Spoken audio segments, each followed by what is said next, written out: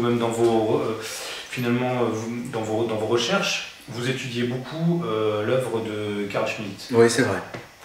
Alors ce qui est intéressant et qui peut peut-être nous donner des pistes de réflexion pour notre époque, c'est la notion de théologie politique qu'a développée Carl Schmitt. Est-ce que vous pouvez nous en parler un petit peu? Bon, je peux essayer. Alors, déjà, est-ce que cette notion existait avant lui ou est-ce que... Bon, vous savez, l'expression théologie politique, elle est présente, je crois, pour la première fois chez Spinoza.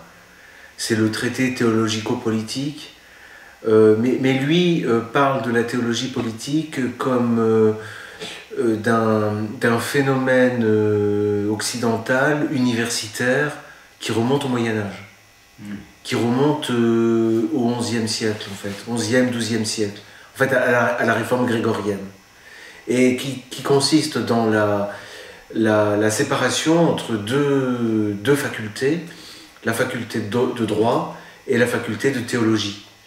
Et le fait que ces facultés ont, dans leur travail universitaire, élaboré simultanément tout un corps de concepts, tout un système qui, en parallèle et même avec certaines connivences, et qui a constitué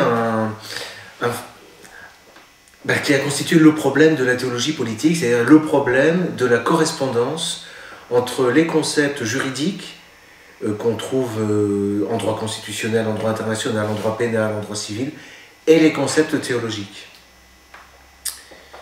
Voilà, une correspondance de l'un à l'autre, que le premier à avoir vraiment mis en valeur est peut-être Donoso Cortés, au dire de Juan Donoso Cortés, au dire de Carl Schmitt. Ça, c'est au XIXe siècle. Au XIXe siècle, oui, oui, oui.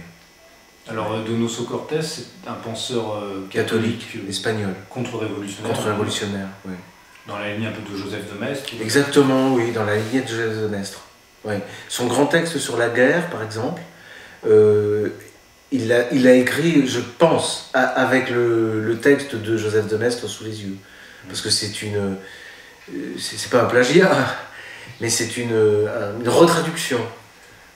Et je pense que le grand texte de Carl Schmitt sur la notion de politique a dû être écrit également en ayant en tête et sous les yeux, je crois, le texte de Donoso Cortés. Et pour prendre un exemple justement de théologie politique, Donoso Cortés analyse la situation du phénomène qui est un phénomène à l'époque juridique de la guerre et du droit de la guerre à la lumière de la théologie. Alors voilà un exemple. Il parle de la révolte, la grande révolte contre Dieu. En général, il a toujours le même point de départ. C'est la grande révolte contre Dieu et qui a fait sortir du ciel les hommes et les anges rebelles. Mais les anges rebelles ont été soumis à la justice qui les a condamnés à jamais à l'enfer. Tandis que les hommes ont été provisoirement soumis à la miséricorde, qui est un châtiment provisoire qui leur permet la rédemption et de retourner au ciel, en somme. Bon. Et ce qui est commun aux deux peines, à la miséricorde et à la justice, à l'enfer et à la terre, c'est la guerre. C'est ça qu'ils ont perdu la paix. Mais sur terre, dit Donoso Cortés, la guerre est une guerre des bras, tandis qu'en enfer, c'est une guerre des esprits. Et c'est comme ça que Donoso Cortés articule à la fois sa critique du parlementarisme et de la bataille spirituelle que l'on promeut au plan national comme au plan mondial, la discussion pour remplacer le champ de bataille. Et cette abolition du champ de bataille, puisque de nos jours, vous savez que la guerre est interdite, la guerre est un crime, c'est un crime contre la paix. Bon, et ben, Donoso Cortés articule dès le milieu du 19e une critique contre le pacifisme, en expliquant que ceux qui ne veulent plus de la guerre des bras vont avoir à la place de la loi de la terre la loi de l'enfer. et que la guerre va devenir un enfer. Enfin, l'enfer sur Terre. C'est l'enfer sur Terre. Ouais. Donc voilà un exemple. Bon, il y en a d'autres. Hein. Par exemple, pour les théories politiques, il fait le lien entre l'anarchie et l'athéisme.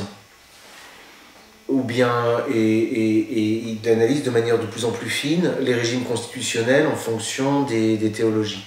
Voilà. Donc ça ouvre toute une perspective. Et Carl Schmitt, de manière un peu mystérieuse, disait que pour produire une critique vraiment sérieuse de la démocratie, il faut se placer sur le terrain théologico-politique. Mais il n'a pas donné vraiment la clé. Hein. Il y a ce côté un petit peu mystérieux hein, du domaine.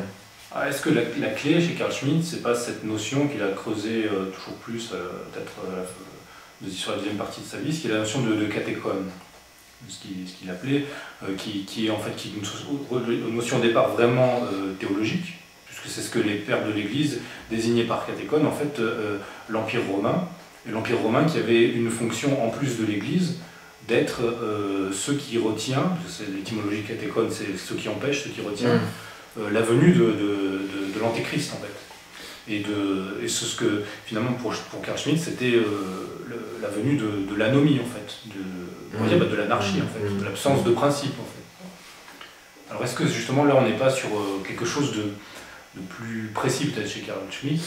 Oui, écoutez, j'avoue que je ne sais pas d'ailleurs s'il faut prendre les choses de manière trop systématique. Ce serait peut-être une erreur de croire qu'il y a une cohérence parfaite du système théologique et une cohérence parfaite du système juridique, et que par conséquent on aurait vraiment une clé de correspondance qui serait indiscutable. Et une fois qu'on l'aurait trouvée, on aurait accès à la matrice. J'en sais rien, hein, mais peut-être faut-il prendre les choses de manière plus empirique en fait, hein, et tâtonner comme ça. Hein. Et bon, alors, ceci étant précisé, il est évident que le kathéron chez Carl Schmitt est un concept théologico-politique, ça c'est certain. On est vraiment dans le domaine, oui, c'est sûr. Alors, est-ce que vous pouvez nous expliquer qu'est-ce que le kathéron pour Carl Schmitt? Ben, en fait, lui, quand il a commencé à parler du kathéron, il le fait dans une perspective, d'ailleurs c'est après-guerre, hein, c'est après la Seconde Guerre mondiale, et il le fait dans une perspective de désespoir en réalité, un petit peu généralisé, bon, qui était déjà là même avant la Première Guerre mondiale, mais un espèce de désespoir un peu occidental, une victoire visiblement de l'athéisme. Il observe que les Russes, qui sont à l'époque communistes, et les Américains, qui sont toujours libéraux, ont en commun l'athéisme en réalité, que l'un et l'autre prennent leur fondement chez Voltaire et les Lumières. Et que si on veut lutter contre ces deux monstres mondialistes, il faut en revenir, enfin il ne le dit pas comme ça, mais enfin il faut en revenir à Bossuet, quoi. Je veux dire, il faut trouver l'autre voie, celle qui a été abandonnée. Bon. Et il dit que l'Occident gagnerait beaucoup à retrouver justement ses racines chrétiennes, et il dit que l'Occident est passé dans son histoire par des périls autrement plus graves peut-être même que ceux que nous vivons aujourd'hui, par de graves périls, et que l'Occident a su trouver dans la foi chrétienne, des armes en fait, des armes spirituelles pour passer l'épreuve. Et parmi les différents concepts qu'il invite à creuser et à explorer, il y en a plusieurs, hein, mais il y a entre autres effectivement le kathéron. Il a d'ailleurs un mot sur Donoso Cortés, à moins que ce soit sur Tocqueville. Il dit, non, je crois que c'est sur Donoso Cortés. Il dit le désespoir de Donoso Cortés, c'est qu'il ne voyait pas de kathéron. Voilà. Il parle pour lui un peu aussi, parce qu'à son époque, finalement, lui non plus n'en voyait pas. Alors, avec Carl Schmitt, c'est toujours embêtant, parce que vous savez, de même que Platon s'est compromis avec le tyran de Syracuse, Carl Schmitt s'est compromis avec Adolf Hitler. Et d'ailleurs, je pense que pour l'histoire de la pensée, c'est une garantie pour la notoriété à jamais de Carl Schmitt, parce que son nom reste attaché à Adolf Hitler, et même si c'est une légende noire, il n'en reste pas moins que, je veux dire, bon, quelqu'un comme Guizot, par exemple, qui était attaché, je crois, à Napoléon III, bon, c'est quand même un petit peu moins grandiose comme... Enfin, ça fait moins de bruit. Ça peut changer, remarquez, bon, on ne sait pas, donc il y a quand même cette espèce de renvoi d'Adolf Hitler à Carl Schmitt et de Carl Schmitt à Adolf Hitler. Alors bon, peut-être que... certains pourraient dire, oui, Adolf Hitler était le Catéron, c'est ce que prétendent certains, le Catéron face au bolchevisme, et qu'il a été le frein, en attendant que les Américains arrivent et soient un autre frein. C'est peut-être une façon de lire le Catéron. Mais l'Église catholique aussi était considérée comme le Catéron, je crois, chez Schmitt. L'Église catholique, successeur en cela de l'Empire romain, justement. L'Église catholique romaine. Ouais. Alors là, on rentre dans des... Ce qui est intéressant peut-être maintenant pour nous, c'est de voir que la Russie, par exemple, pour certains, par exemple Alexandre Douguine et ceux qui sont pour lui, se présentent être comme le Catéron, en fait. Bah écoutez, c'est pas difficile, hein. On a quand même eu, à l'époque Eltsine, après la chute du mur, là, on a parlé de la fin de l'histoire. Voilà. C'est ça. C'est-à-dire que l'idée, c'était la submersion. Le libéralisme allait tout submerger. Bon. Et là, il est vrai que la Russie et la Chine sont des freins. Des freins à l'empire universel, des puissances américano-sionistes sur le monde. Ouais. Je pense que la différence, c'est que la Russie peut vraiment être le Catéchone, peut-être déjà par rapport à l'Allemagne nationale-socialiste, et même par rapport à d'autres puissances comme la Chine, dans la mesure où elle se revendique maintenant de plus en plus ouvertement chrétienne. Et le Catéchone ne peut être d'une certaine manière que chrétien, en fait. Il peut agglomérer d'autres puissances qui sont traditionnelles autour, mais malgré tout, le centre de la lutte, elle est quand même... Là, si on se place dans cette perspective-là qui sort, qui arrive dans la perspective théologique, historico-théologique, ou eschatologique, ou je sais pas, mais si le nomos c'est le Christ, l'anomie c'est l'antéchrist, forcément le catéchone sera chrétien. Et de toute façon, pour les pères de l'Église, déjà, cette notion, c'était celle-là, c'était que l'Empire romain préparait l'Église, et en ça, il était déjà béni par Dieu. Mais les autres puissances sont là, bon gré mal gré, on fait avec, mais il n'y a pas cette onction-là. En fait. Bon, j'ai peut-être pas suffisamment pris la précaution au début de dire... moi, je suis pas principalement ecclésiologue, et je suis pas théologien, donc je suis juriste. Je prends les plus grandes précautions lorsque je m'avance. Je m'avance jamais sur ce terrain. On en parle là, je crois que c'est la première fois. Et dans l'œuvre de Schmitt, moi je vois plusieurs strates. Il y a deux strates en fait, justement, il y a la strate juridique et la strate théologique. Et dans la strate juridique, il y a une strate pénaliste de droit international, qui est celle que je comprends. Et puis il y a une strate publiciste de droit constitutionnel qui est déjà un petit peu, que je connais moins bien. Et puis enfin il y a la strate théologique. Mais c'est évidemment celle qui est la plus intéressante à comprendre. Bon. Mais c'est un chantier, c'est un labeur. Alors, ces précautions étant faites, votre question... C'était sur l'idée que finalement...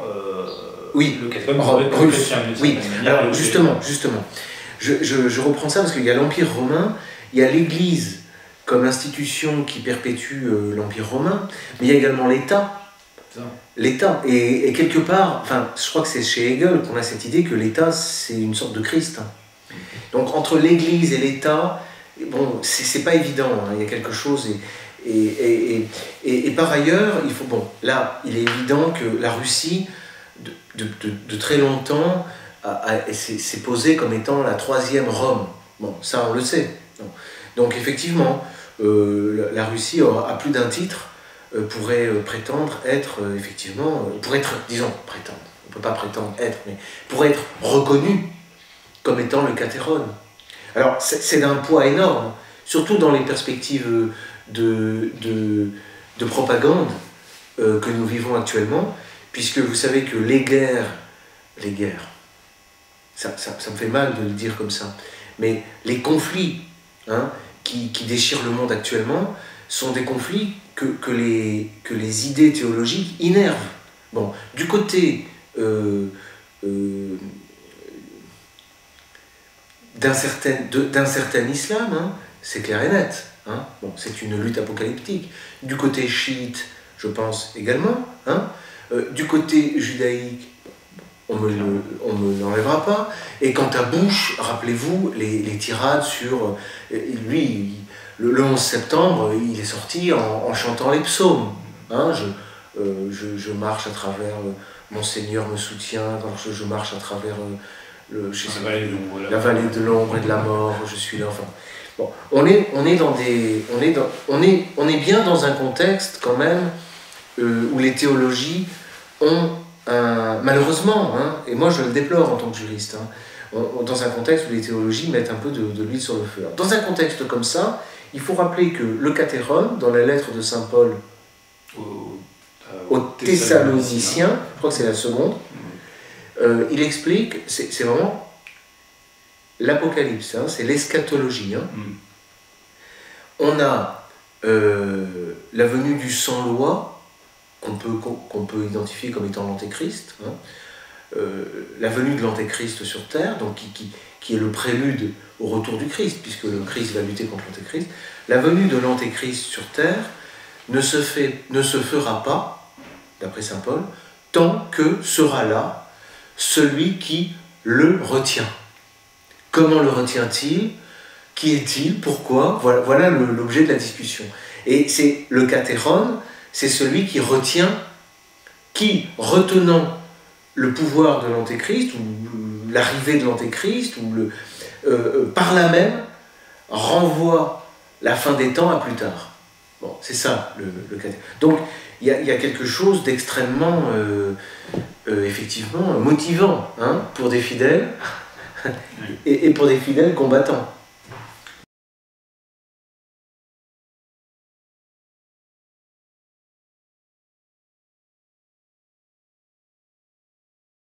Alors, est-ce que dans cette perspective, on ne peut pas identifier, parce que finalement, saint Paul, et puis les autres pères de l'Église qui l'ont suivi dans cette idée, identifier le Catéron avec l'Empire romain. D'une certaine manière, la chrétienté, à la fois catholique et byzantine, est issue de l'Empire romain.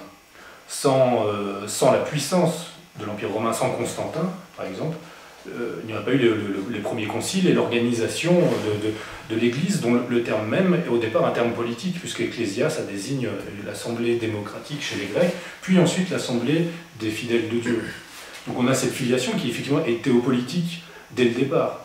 Ensuite on a le schisme entre les catholiques et l'orthodoxie qui se base précisément sur ça, c'est qui est l'héritier de l'Empire. L'Occident lui-même va être divisé entre l'Église et le Saint-Empire romain germanique et le Royaume de France sur cette notion. Enfin, le système occidental était diarchique. Hein. Oui, voilà. Il y avait entre le... Alors, je vous coupe? Non, allez-y. Oui, parce que eux, ils articulaient... L'Occident articulait l'Empire, on peut le dire comme ça, l'Empire globalement compris, y compris l'Église, hein, oui, dans une diarchie auctoritas potestas. L'auctoritas était à l'Église, la potestas à l'empereur. Et héritier en cela de l'Empire romain, attention, parce que dans l'Empire romain, dans la Rome païenne, l'auctoritas était au Sénat et la potestas aux puissances, aux magistrats. Hein. Pas forcément d'ailleurs, enfin, après, on rentre dans toute l'histoire du droit, parce que Auguste a réuni aussi sur sa personne l'auctoritas et la potestas. Mais au Moyen-Âge, on a cette idée d'autoritas et de potestas. Et autorité, spiritualité. Autorité spirituelle. Et pouvoir, potestas, pouvoir temporel. Voilà. Spirituel et temporel étaient articulés ainsi.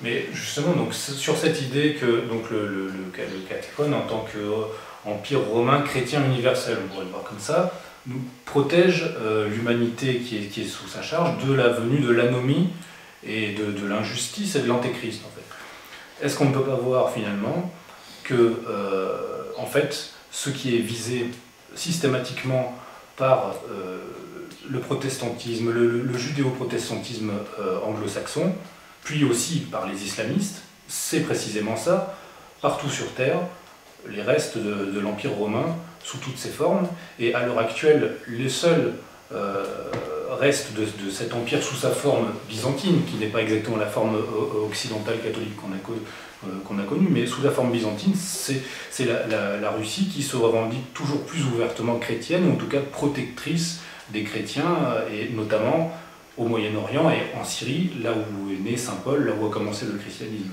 Donc on peut de plus en plus se dire que le Catéchone étant vaincu en Occident, il continue à lutter dans la nouvelle Byzance, que serait la troisième Rome russe, quoi. Oui, on peut peut-être... C'est des spéculations plus théologiques, là, effectivement. Oui, mais en fait, bon, vous savez, je sais pas comment font ceux qui ont une sorte d'idée un petit peu, je crois qu'il n'y en a pas beaucoup d'ailleurs, heureusement, une sorte de système central, d'idée centrale qui leur permet de savoir où ils vont. Bon, en général, ça ne se rencontre pas trop chez les universitaires parce qu'il y a une telle spécialisation, un tel compartimentage du savoir qu'il n'y a pas tellement, cette problématique n'apparaît pas. Mais personnellement, je suis obligé de m'occuper de droit civil, de droit pénal, de droit public et de droit international, d'histoire du droit, et je me garde de trop me poser la question de la cohérence de tout ça. Mais là, vous mettez le doigt sur quelque chose d'important, parce que effectivement, ce qui peut permettre de donner de la cohérence au tout, c'est que partout, le droit est victime d'une offensive, d'une offensive de désagrégation. Si les juristes, parce que Carl Schmitt avait aussi une conception du rôle dans l'histoire, et pour une histoire chrétienne, du rôle des juristes. Et si effectivement les juristes et le droit, et sans doute que dans la construction et dans la défense de l'Empire, les juristes ont un rôle à jouer, indéniablement. Indéniablement. Bon. Vu comme ça, il est vrai que les juristes et le droit, en Occident, sont en débâcle complète, quoi. Enfin, il y a qu'à... Moi, je passe mon temps, dans tous les domaines du droit, pénal, civil, commercial, etc., à critiquer le progrès de l'irrationnel.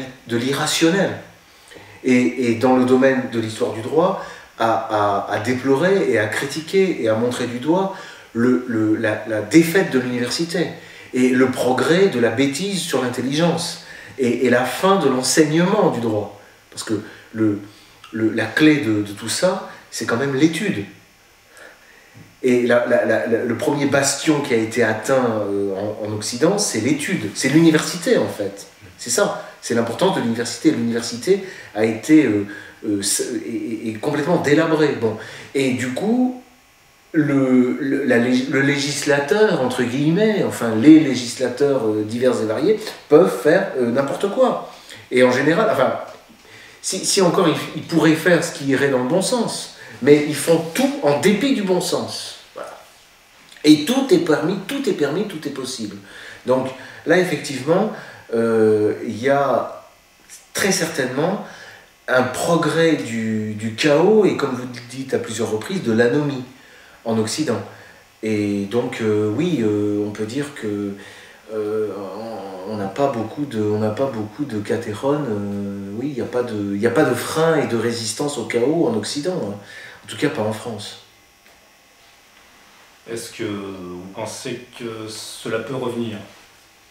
Est-ce qu'on va atteindre au bout d'un moment une sorte de point qui va ramener une... Est-ce qu'une révolution conservatrice est possible en Occident? Bon, écoutez, en tout cas, moi je crois ni au point de non-retour, ni au point où forcément on aurait touché le fond. Je pense qu'il n'y a pas de fond. Ça peut aller très loin.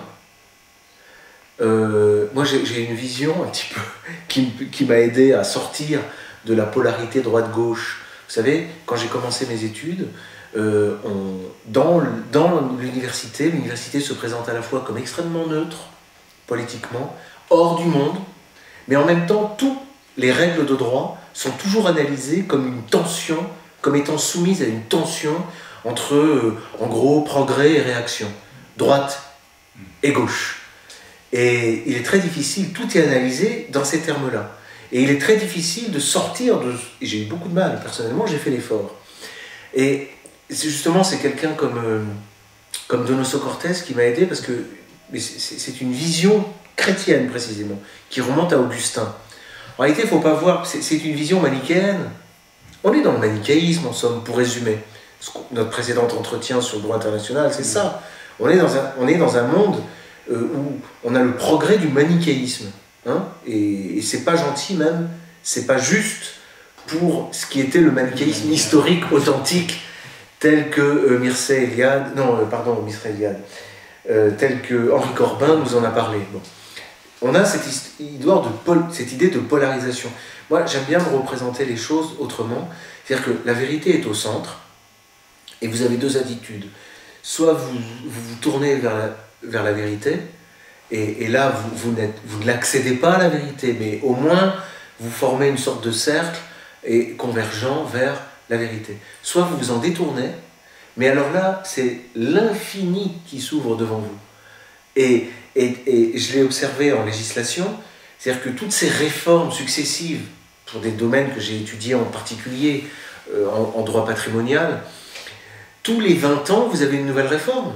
Mais on ne va jamais assez loin. Regardez le mariage homosexuel. Il y a encore du chemin, mais il n'y aura pas de fin, il n'y aura pas de terme. Et je pense que dans l'anarchie, dans le chaos, malheureusement, dans la misère et dans le sang, dans le drame, il n'y a pas de limite jusqu'à ce qu'on atteigne réellement l'enfer. Mais tant qu'on est sur Terre, il y a de la marge, malheureusement. Voilà. C'est précisément là, pour les chrétiens, qu'est censé intervenir le Christ. Quand la situation sera tellement devenue anomique, quoi, et sans plus de sens, sans plus de... tellement antithétique de la nature des choses, qu'à ce moment-là, apparaîtra l'antéchrist qui lui va essayer d'unifier ces choses-là de force et par l'extérieur, et pour le vaincre apparaîtra le Christ. Reviendra le Christ. Mais bon, ça c'est effectivement une vision qui est... Non, mais pour revenir à la théologie politique, par rapport à la... Carl Schmitt était chrétien. Oui, voilà, c'est pour et ça. Catholique. Bon. Et pas catholique Vatican II. Et il disait que la perspective de la fin des temps était justement une pensée qui devait être constamment à notre esprit et qu'on devait avoir constamment en tête. Comme quelque chose pouvant se produire demain. Comme pour un... Ou aujourd'hui même. Une société doit avoir cette pensée-là en tête, comme un homme doit avoir en tête la pensée de sa propre fin pour... L'individu également, oui. C'est la même chose. Il est certain que pour avoir un comportement, disons, pour surveiller son comportement, se dire que d'une minute à l'autre on peut paraître devant le juge, c'est un exercice, en tout cas spirituel, dans la lignée même stoïcienne, on me pardonnera cette allusion au paganisme, c'est un exercice qu'on peut préconiser, mais c'est vrai. Parfait. Merci Maître Viguier. C'est moi qui vous remercie. À bientôt pour la suite. À bientôt.